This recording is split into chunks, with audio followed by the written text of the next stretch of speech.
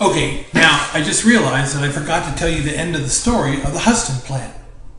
Here was the thing. This is like the main point, and I just watched the video, and I'm like, I forgot to tell him the end. I told you the beginning of the story, not the end. So the president has this plan, the Huston plan. It's all about going ahead and using the FBI and the CIA to spy on political opponents. Well, as you know, eventually President Nixon was forced to resign from office. And after he'd resigned, there was a journalist from England interviewed him, a guy named David Frost. And when David Frost interviewed him, he asked him specifically about the Huston plan.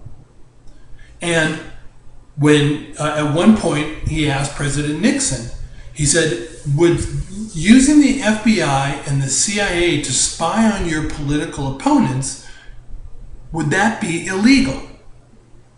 And President Nixon, again, he had since resigned and been long out of office, said no, it wouldn't be illegal, not if the president approved it.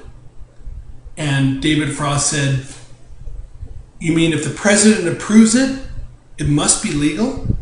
And he said, yeah, by definition. The idea that President Nixon had was as long as the president of the United States had authorized something, it was legal. That's wrong. That's not what the framers had in mind. That's not what anyone has in mind. That is just straight out wrong. And that's the end of the Huston plan. Now, the real end of the story is that as they were debating whether or not to carry out the Huston plan, somebody, I don't remember who it was, but somebody in the administration said, we're not doing this. This is nuts. This is crazy. This is not America. And they wound up not implementing the plan. And so that's sort of the happy ending to that story. So let's get back to lecture. I want to give you an instance of when Congress pushed back successfully. And we're going to be talking about something called the Budget and Impoundment Act. I know that sounds complicated. We're going to refer to it as, I'm going to refer to it for ease sake as the BIA.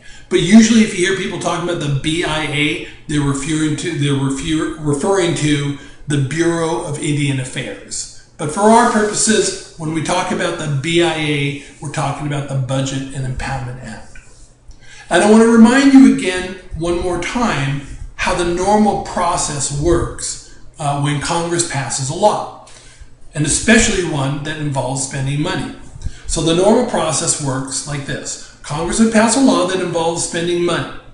Then the president would take the law and the money, and he would go ahead and carry them out. He would do what the law says and spend the money to get it done. So for example, if Congress passed a law that was going to lower the speed limit in all the states around the country, and let's say all the states had agreed to it, the president would say, here's the law. He'd probably give it to the people in the Department of Transportation and say, here's the law, this is what you're going to be doing, and here's the money for it. That's the way it works. Congress passes a law, president carries it out and spends the money needed to carry out the law. Under President Nixon, what was happening is Congress would pass a law that involves spending money. President Nixon would look at the law and go, I think this is a waste of spending, this is a waste of money. And so I'm going to take the money that you've given me to do this, and I'm going to stick it back into the Treasury. I'm going to stick it back into our bank account, essentially. And I'm going to refuse to spend the money. That's called impounding the money. You're refusing to spend the money. And he wouldn't even tell Congress about it. He'd just go ahead and impound the money, and that would be that. And then later on, they might find out, like, hey, did you ever do that stuff we did? That law that we passed? Nope, impounded the money.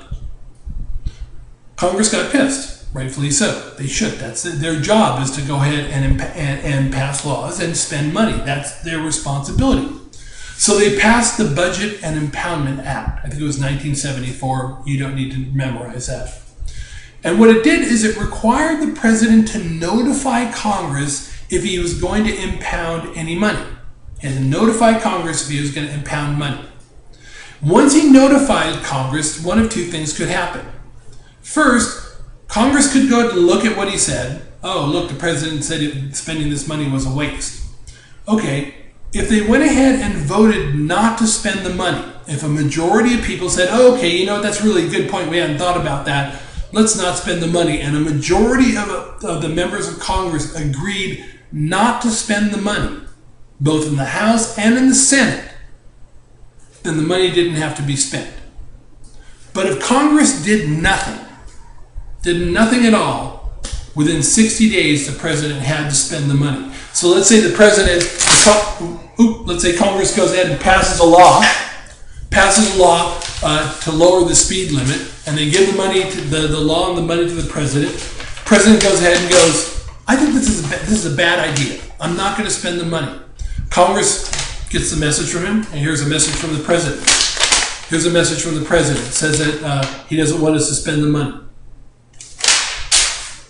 Okay, next, what are we going to do? And if they just ignore it, forget it. We don't even have to respond. We've already voted on this. If they just ignore it, in 60 days, the president is required by law to spend the money. Since the passage of the Budget and Impoundment Act, the BIA, presidents have stopped doing this impounding of money. This is an example of Congress pushing back, and it succeeded. Now, I want to move on next to a discussion of presidential power. And we're going to talk about two kinds of presidential power: formal powers and inherent powers. So these are the two categories, the general categories that we're going to talk about. Formal powers are the powers that are granted to the president in Article 2. Many of the things that we mentioned earlier in the earlier videos, being the chief executive, carrying out the laws, negotiating treaties, appointing ambassadors, all those things. These are formal powers. These are powers specifically granted to the being commander-in-chief, specifically granted to the president in Article 2. Then there's also something called inherent powers. Inherent powers. And these inherent powers are powers that where the presidents claim to have a certain authority, even though it's not actually specified in the Constitution. And all presidents have done this. George Washington did it. Claimed to have certain kinds of powers, even though if you look in the Constitution, you say, like, where does it say you can do that? There's nowhere in there. So I want to talk about two forms of exercising power. The next two things that I'm going to talk about are, in fact, these authority that presidents have claimed. These are sort of these inherent powers, these powers that presidents have claimed. They're not formal powers. The first one, the first inherent power, is this ability to go ahead and issue what are called executive orders. Now, in an executive order, what an executive order is that it's when the president goes ahead and the president tells Congress, tells people in the executive branch what to do. Because keep in mind that the president his job is to go ahead and be the head of the executive branch. So what I want you to do now is I want you to go ahead and I want you to click on the link, and you'll see a link to the executive branch. And it's a pretty big link, and I can't spend a whole bunch of time on it, but I want you to just go ahead and look at it for a second and notice that you can see at the very top, once you get to it, that the Constitution is obviously the thing that guides everything. Then what you have is you have on the left-hand side the legislative branch, the right-hand side you have the judicial branch, and then you have the executive branch. And the first box there under the executive branch, the White House, the Vice President, the Council of Economic Affairs, the National Security Council, all these different things are directly under the control of the president. Those are people who respond only to the president.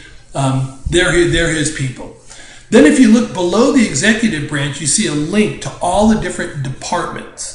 Department of Agriculture, Commerce, Defense, Education, Energy, Transportation, all those different departments. And there's a whole bunch of them. The thing is that the president is the head of all of those, everybody who works in all of those different branches. The president tells those people what to do. He is their boss. And so what an executive order does is it's a way for the president to go ahead and tell the executive branch or people who work in the executive branch, hey, this is what I want you to do.